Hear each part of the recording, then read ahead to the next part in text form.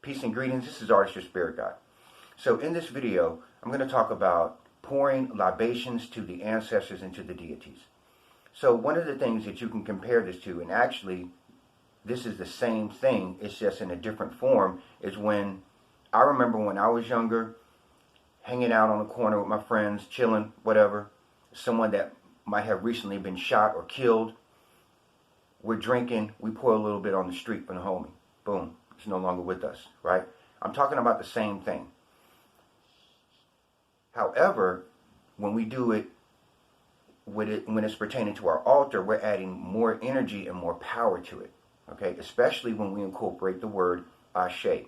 And Ashe simply means, a loose translation is to project or add power to, or to bring power and energy to.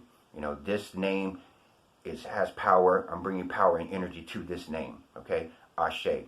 And so when you're doing your libations at your altar, you want to repeat the name or repeat the word Ashe after you repeat the name of the deity or the ancestor that you're pouring for. So I have on my altar a list of names of all of my relatives who are no longer with us that I reach out to in the spirit realm, and also to the deities that I reach out to in the spirit realm. Now, very importantly, whenever I say the person's name, pour Ashe, I'm thinking about that person.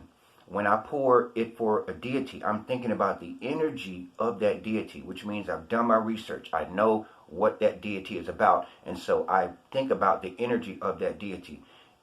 It is cohesive with me, cohesive with what I'm feeling at that particular time, because the list changes, right? Because we're just dealing with energies here. So what I'm trying to say is, be aware of the particular deity and relative that you're calling. Be aware of the energy that is closely related to them, right? So when you pour the libations, you can simply sit it on your altar for a day, pour it off the next day. What I do is I have a tree out in the front, Larry, and I'll pour the libations that I have taken from my altar after they've been on there for a while right underneath that tree. If you have multiple altars, what you can do is have multiple cups. And then when you pour all the libations into one large cup, and then, evenly distribute it among the cups and put it on all of your altars. That's one way you can bring a connection with all of the altars, right? So if you have any other questions, comments, or concerns about that, you can hit me up on any one of my social media accounts. So until then, my friends, peace.